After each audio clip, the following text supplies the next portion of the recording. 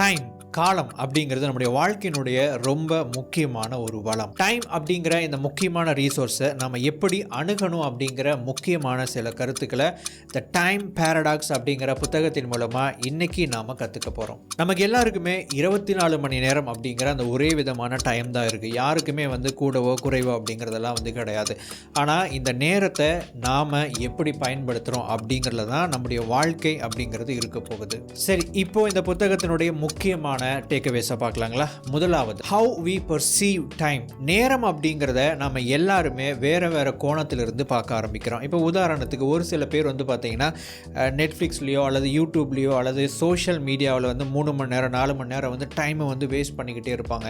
ஒரு சில பேர் சோஷியல் மீடியாவுக்குள்ளே போனால் கூட நான் ரொம்ப டைம் வேஸ்ட் பண்ணுறேனே அப்படின்னு சொல்லிட்டு வருத்தப்படுவாங்க. நான் டைமை வேஸ்ட் பண்ணுறேன் அப்படிங்கிற ஒரு குற்ற உணர்வு ஒருத்தருக்குள்ளே ஏற்படுது. அதே இன்னொரு நபருக்குள்ளே ரொம்ப என்டர்டெயின்மெண்ட்டுக்குள்ளே மூழ்கி இருந்தாலுமே நான் டைமை வேஸ்ட் பண்ணுறேன் அப்படிங்கிற எண்ணம் துளி கூட அவருக்குள்ளே வர்றது கிடையாது. இதுக்கு காரணம் என்ன அப்படின்னா, இவர் காலம் டைம் அப்படிங்கிறத வேற மாதிரி பார்க்குறாரு, இந்த ஒரு நபர் இந்த டைம் அப்படிங்கிறத வேற மாதிரி பார்க்குறாங்க. ஆனால் யார் ஒருத்தங்க இந்த டைம் அப்படிங்கிறது முக்கியம் அப்படின்னும் இதை நம்ம வேஸ்ட் பண்ணக்கூடாது, இதை நம்ம சரியாக பயன்படுத்தணும் அப்படிங்கிற ஒரு எண்ணம் யாருக்குள்ளே இருக்கோ அவங்க வாழ்க்கையில் உருப்படியான சில விஷயங்களை செய்வாங்க.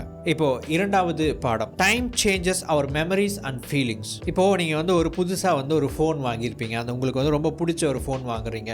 ஸோ அந்த ஃபோனை வாங்கின முதல் நாள் பார்த்தீங்கன்னா அந்த ஃபோனை ரொம்ப தொட்டு பார்ப்பீங்க, அடிக்கடி தொடச்சிக்கிட்டே இருப்பீங்க, ரொம்ப கேர் பண்ணுவீங்க, ரொம்ப அக்கறையாக எடுத்து பார்த்துக்கிட்டே இருப்பீங்க, ஒரு தூசு கூட பட விட மாட்டீங்க. அதே ஒரு 3 நாள் ஆகுது அப்படின்னு வச்சுக்கோங்க, அல்லது ஒரு வாரம் ஆகுது அப்படின்னா கூட அந்த ஃபோனில் உங்களுக்கு இருக்கக்கூடிய அந்த எக்ஸைட்மெண்ட், அந்த உற்சாகம் அப்படிங்கிறது, ஆர்வம் அப்படிங்கிறது குறையாமல் அப்படியே இருக்கும்.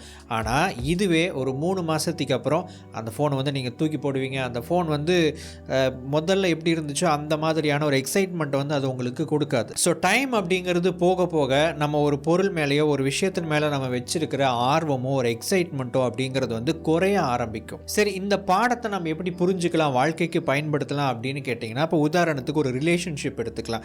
ஸோ ஒரு ரிலேஷன்ஷிப் அப்படிங்கிறது நிறைய பேருக்கு இன்றைக்கி ஒரு பர்டிகுலர் டைமுக்கு அப்புறம் பார்த்திங்கன்னா மாற ஆரம்பிக்குது. அதனுடைய தன்மை, அதாவது கொஞ்சம் போர் அடிக்க ஆரம்பிக்குது அப்படின்னு சொல்லலாம். அல்லது அந்த ரிலேஷன்ஷிப் அப்படிங்கிறது ஆரம்பத்தில் எப்படி இருந்துச்சோ அதே மாதிரி இப்போ இருக்கிறது கிடையாது.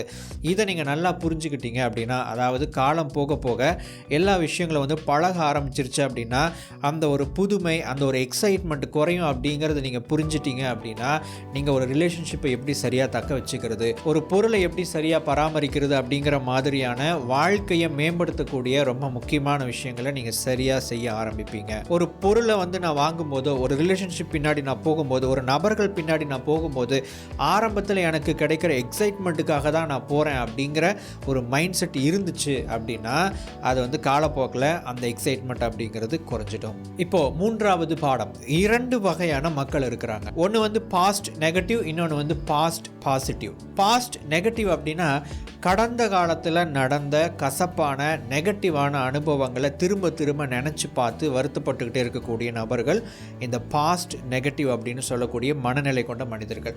ஆனால் ஒரு சில பேர் என்ன பண்ணுவாங்க அப்படின்னா பாஸ்ட் பாசிட்டிவ், அதாவது கடந்த காலத்தில் அவங்களுக்கு நடந்த நல்ல விஷயங்களை திரும்ப திரும்ப ரீகால் பண்ணிக்குவாங்க. தனிமையில் இருக்கும்போது அதை பற்றி யோசிப்பாங்க, சிந்திப்பாங்க. அந்த மகிழ்ச்சியான தருணத்தை திரும்ப அவங்க மனசில் கொண்டு வருவாங்க. அதை பற்றி யோசித்து பார்ப்பாங்க, திங்க் பண்ணி பார்ப்பாங்க. வாழ்க்கையை ரொம்ப நேர்மறையாக பாசிட்டிவாக கொண்டுட்டு போகக்கூடியது யார் அப்படின்னு பார்த்தீங்கன்னா இந்த பாஸ்ட் பாசிட்டிவ் மைண்ட் செட் கொண்ட நபர்கள் தான். சரி, எனக்கு பாஸ்ட் நெகட்டிவ் மைண்ட் செட் இருக்குது, அது எப்படி நான் மாற்றணும்? நான் அடிக்கடி என்னுடைய வாழ்க்கையில் நடந்த கசப்பான அனுபவங்களை, நெகட்டிவான விஷயங்களையே நான் நினைவுபடுத்திக்கிறேன், அதுதான் எனக்கு மைண்டுக்கு வருது அப்படின்னு நீங்கள் சொன்னீங்கன்னா, இதை மாற்றுறதுக்கு ஒரு பெஸ்ட்டான ஒரு ப்ராக்டிஸ் இருக்குது. அதோட பேர் உங்களுக்கே நல்லா தெரியும், கிராட்டிடியூட் ப்ராக்டிஸ், கிராட்டிடியூட் ஜேர்னல். நன்றி உணர்வை வெளிப்படுத்துகிற ஒரு ஜேர்னலை நீங்கள் ரெடி பண்ணணும். ஸோ அது என்ன, எப்படி பண்ணுறது அப்படிங்கிற எல்லா விஷயங்களும் உங்களுக்கு தெரியும். கிராட்டிடியூட் அப்படிங்கிற ஒரு விஷயத்தை நீங்கள் ஃபாலோ பண்ணீங்க அப்படின்னா, நன்றி உணர்வை வெளிப்படுத்தினீங்க அப்படின்னா நிச்சயமாக உங்களுடைய கடந்த காலத்தில் நடந்த நிறையா நல்ல விஷயங்களை திரும்ப திரும்ப ரீகால் பண்ணக்கூடிய ஒரு நபராக நீங்கள் மாற முடியும். இப்போ 4வது பாடம் என்ன அப்படிங்கிறத பார்க்குறதுக்கு முன்னாடி இன்னொரு புக் ரெக்கமெண்டேஷன். நல்ல விஷயத்தில் நம்முடைய சிந்தனையை ஃபோக்கஸ் பண்ணுறதுக்கு பதிலாக நம்ம நிறைய மோசமான விஷயத்தில் நம்முடைய சிந்தனையை ஃபோக்கஸ் பண்ணுவோம், ஓவர் திங்கிங் பண்ணுவோம். இதை மாற்றுறது எப்படி எனும் கருத்தை கற்றுக்கொள்ள winning the war in your mind எனும் புத்தகத்தை நான் ரெக்கமெண்ட் செய்கிறேன். இப்புத்தகத்தின் கருத்துக்களை குறைவான நேரத்தில் கற்றுக்கொள்ள குக்கு எஃப்எம் மூலம் இப்புத்தகத்தின் ஃபுல் புக் சம்மரியை தமிழில் கேளுங்கள். குக்கு எஃப்எம் கேளுங்கள், மனசுக்கு பிடிச்சதை. குக்கு எஃப்எம் பிளே ஸ்டோரில் 4.5 ஸ்டார் ரேட்டிங் வாங்கிய app, 10,000 hours of audio content இருக்கிற தரமான ஆப். இதில் பல்வேறு audio books and book summaries இருக்குது. Motivation, biography, self help, money, novels, ஸ்டோரிஸ்னு பல்வேறு ஜேர்னல்ஸ் அடங்கிய ஒரு ஆப் தான் குக்கு எஃப்எம். பல மொழிகளில் audio books and book summaries இருக்குது. முக்கியமாக நம்ம சுயமுன்னேற்றம் சார்ந்த புத்தகங்களோட புக் சம்மரிஸ் தமிழ் மொழியில் இருக்குது. இது ஒரு ப்ரீமியம் ஆப். நார்மலாக 399 ரூபா ஒரு வருஷத்துக்கான சப்ஸ்கிரிப்ஷன் சார்ஜ். நம்ம எபிக் லைஃப் சேனல் லிங்க் மூலமாக போகிற பார்வையாளர்களுக்கு ஒரு வருஷத்துக்கு 199 ரூபாய்க்கு இந்த சப்ஸ்கிரிப்ஷனை பெற முடியும். அதற்கு ELT50 அப்படிங்கிற கூப்பன் கோடை பயன்படுத்துங்க. இந்த ஆப்பை டவுன்லோட் பண்ணுறதுக்கான லிங்க் கீழே டிஸ்கிரிப்ஷனில் கொடுத்துருக்கேன். கிளிக் பண்ணி டவுன்லோட் பண்ணுங்கள். இப்போது 4வது பாடம், ஃபோக்கஸ் ஆன் நவ். இப்போது என்ன நடக்குதோ அந்த ஒரு விஷயத்தில் கவனம் செலுத்துங்க. பெரும்பாலான நபர்கள் கடந்த கால அனுபவத்தில், இப்போ நம்ம பார்த்தோம் இல்லைங்களா, பாஸ்ட் நெகட்டிவ் எக்ஸ்பீரியன்ஸஸை திரும்ப திரும்ப நினச்சி பார்த்து வருத்தப்பட்டுக்கிட்டே இருப்பாங்க. அந்த விஷயத்தை நம்மளால் மாற்ற முடியாது. இதுதான் உண்மை. ஆனால் உங்களுடைய ஃப்யூச்சரை நீங்கள் ப்ரெடிக்ட் பண்ணவும் முடியாது. அது உண்மைதான். எதிர்காலத்தில் நாளைக்கு இப்படி தான் ஒரு விஷயம் நடக்க போகுது அப்படின்னு யாருனாலையும் சொல்ல முடியாது. ஆனால் கணிக்க முடியும், ஓகே. பட் அந்த கணிக்கிற ஒரு விஷயம் நம்ம எந்த அளவுக்கு சக்ஸஸ்ஃபுல்லாக கணிக்கிறோம் இல்லை அப்படிங்கிறது வேரி ஆகும். நான் ஒரு விஷயம் நாளைக்கு இப்படி நடக்கும் அப்படின்னு நான் சொல்கிறேன். அது கொஞ்சம் மாறி நடக்கலாம், நடக்காமையே போகலாம். நான் சொன்ன மாதிரி எக்ஸாக்டாக அப்படியே நடக்கலாம். எது எப்படி இருந்தாலும் நாளைக்கு என்ன நடக்க போகுதோ, அது என்ன நடந்தாலும் சரி, எனக்கு முடிஞ்ச அளவுக்கு ஒரு பாசிட்டிவான ரிசல்ட் கிடைக்கணும் அப்படின்னா இப்போது என்ன நடக்குதோ அதில் என்னுடைய முழு கவனத்தையும் செலுத்தணும்.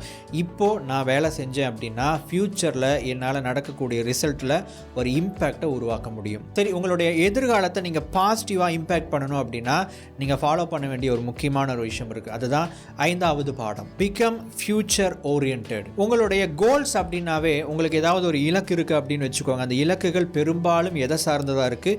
எதிர்காலத்தில், நாளைக்கு, அடுத்த வாரம், அடுத்த மாதம், அடுத்த வருஷம், அடுத்த 5 வருஷம், அடுத்த 10 வருஷம் அப்படின்னு சொல்லிட்டு எதிர்காலம், ஃபியூச்சர் அப்படிங்கிற ஒரு விஷயத்தை மையமாக சார்ந்ததாகத்தான் இருக்குது. ஃபியூச்சர் ஓரியன்டாக இருக்கிறது அப்படின்னா என்ன அர்த்தம் அப்படின்னா, அந்த ஃபியூச்சர் கோல்ஸ் இருக்குது பார்த்தீங்களா, அதை முடிஞ்ச அளவுக்கு நமக்கு சாதகமாக மாற்றிக்கிற மாதிரி நம்ம இப்போ இருந்து செயல்படுறது தான் ஃபியூச்சர் ஓரியன்டட் அப்படிங்கிறது. சரி, எப்படி நான் ஃபியூச்சர் ஓரியன்டாக மாறுவது அப்படின்னு கேட்டிங்கன்னா அதில் 2 விஷயங்கள் இருக்குது. முதலாவது என்ன அப்படின்னா, நீங்கள் எதை ஸ்டார்ட் பண்ணாலும் சரி, இப்போ உதாரணத்துக்கு நீங்கள் ஒரு ஸ்டூடெண்ட் அப்படின்னா படித்து முடிச்சுட்டு ஒரு ஜாபுக்குள்ளே போகிறீங்க. ஸோ ஜாபுக்குள்ளே போகிறீங்க அப்படின்னாவே நான் ஜாப்குள்ளே போகிறேன், இங்கே நான் செட்டில் ஆக போகிறேன் அப்படின்னு சொல்லிட்டு நீங்கள் போனீங்க அப்படின்னா, இன்றைக்கி பெரும்பாலான நபர்கள் ஐடியில் ஒர்க் பண்ணுறாங்க. பட் ஏதோ ஒரு ரீசன்னால் ஒரு லைஃப்பை ஃபுல்ஃபில்லாக ஃபீல் பண்ண முடியல. நான் வெளியே வரணும் அப்படிங்கிறாங்க, நான் சொந்தமாக பிஸ்னஸ் பண்ணணும் அப்படிங்கிறாங்க, சொந்த காலில் நிற்கணும் அப்படிங்கிறாங்க. ஸோ இந்த எண்ணமெல்லாம் ஏன் வருது அப்படின்னு கேட்டிங்கன்னா, அவங்க போகிற அந்த ஜாப், அந்த வேலை அப்படிங்கிறது அவங்களுக்கு உரியதாக, அவங்களுக்கு பிடிச்ச மாதிரி, அவங்களுடைய கேரக்டருக்கு தகுந்த மாதிரி இல்லாமல் இருக்கிறது ஒரு விதமான காரணம் அப்படின்னு சொல்லலாம். அதே சமயம் நான் எதிர்பார்க்குற சுதந்திரம், நான் என்னுடைய சொந்த காலில் நிற்கணும், என்ன நான் ப்ரூஃப் பண்ணணும் அப்படின்னு சொல்லக்கூடிய விஷயங்களுக்கு அங்கே இடம் இல்லாமல் போகும்போது நான் வேறு ஒரு ஆல்டர்னேட்டிவாக நான் தேடுறேன். நிறைய பேர் என்ன பண்ணுறாங்க அப்படின்னா, ஒரு ஜாப்குள்ளே போகும்போது நான் ஜாப்குள்ளே போகிறேன் அப்படிங்கிற ஒரு மைண்ட் செட்டோட மட்டுமே தான் போகிறாங்க. ஆனால் அப்படி போகாமல் நான் இப்போ ஜாபுக்குள்ளே போகிறேன், இந்த ஜாபை நான் ஏன் தேர்ந்தெடுத்திருக்கிறேன் அப்படின்னா, நான் பணம் ஏர்ன் பண்ண போகிறேன், பணம் ஏர்ன் பண்ணி நான் சேவ் பண்ண போகிறேன், அதுக்கப்புறம் என்னுடைய சொந்த பிஸ்னஸை ஸ்டார்ட் பண்ண போகிறேன். ஸோ ஒரு விஷயத்தை ஆரம்பிக்கும் போதே நம்மளுடைய பெரிய ஒரு இலக்கை நோக்கி தான் நான் போகிறேன் அப்படிங்கிற அந்த பிளானோடு நீங்கள் இறங்கணும். நீங்கள் ஒரு முதல் படியை எடுத்து வைக்கும்போது அடுத்தது 10வது படி என்ன அப்படிங்கிறத நீங்கள் மனசில் ஃபிக்ஸ் பண்ணிவிட்டு நீங்கள் போகணும். அதை அடையணும் அப்படின்னா இப்போ இருக்கக்கூடிய அந்த முதல் படியை, அந்த முதல் ஜாபை, அந்த சின்ன நீங்கள் பண்ணிக்கிட்டு இருக்கிற அந்த பிஸ்னஸை தாண்டி தான் நீங்கள் போகணும். அப்போது இதில் நீங்கள் ஒரு சில காலம் சக்ஸஸ்ஃபுல்லாக நீங்கள் பண்ணி முடிச்சதுக்கப்புறம் அடுத்தடுத்த ஸ்டெப்புக்கு நீங்கள் போகலாம். பட் அப்படி போகணும் அப்படின்னா 2வது ஒரு முக்கியமான ஒரு விஷயத்தை நீங்கள் ஃபாலோ பண்ணணும். என்ன அப்படின்னா, டிலேய்டு கிராட்டிஃபிகேஷன். நான் ஒரு வேலைக்கு போயிட்டேன், ஒரு சம்பளம் வருது, புதுசாக என்னென்ன கேஜெட்ஸ் எல்லாமே வருது, என்ஜாய் பண்ணுறதுக்கான விஷயங்களுக்கெல்லாம் பணம் தேவைப்படுது, அந்த பணத்தை எடுத்து நான் இதில் போட்டு நான் செலவு பண்ணிட்டேன் அப்படின்னா என்னுடைய ஃப்யூச்சர் கோலை என்னால் அச்சீவ் பண்ண முடியாது. ஸோ டிலேய்டு கிராட்டிஃபிகேஷன் அப்படின்னா இப்போது எனக்கு இன்பம் தரக்கூடிய அந்த டெம்பரவரியான விஷயங்களை தவிர்த்துட்டு நான் வந்து பர்மனண்ட்டான ஒரு விஷயத்தை நோக்கி போகிறேன் அப்படிங்கிறத என்னுடைய மைண்டில் ஒரு ஃபிக்ஸ் பண்ணி வச்சுக்கிட்டு போகிறது தான் வந்து டிலேட் கிராட்டிஃபிகேஷன் அப்படிங்கிறது. ஸோ இந்த 2 விஷயத்தை நீங்கள் ஃபாலோ பண்ணீங்க அப்படின்னா நிச்சயமாக நீங்கள் ஃப்யூச்சர் ஓரியன்டாகவும் இருக்க முடியும், உங்களுடைய ஃப்யூச்சர் கோல்ஸை நோக்கியும் நீங்கள் போக முடியும். நண்பர்களே, இந்த வீடியோ உங்களுக்கு யூஸ்ஃபுல்லாக இருந்திருக்கும் அப்படின்னு நம்புகிறேன். அடுத்த வீடியோ பதிவில் மேலும் ஒரு பயனுள்ள தகவலோடு உங்களை சந்திக்கிறேன். தேங்க்ஸ் ஃபார் வாட்சிங்.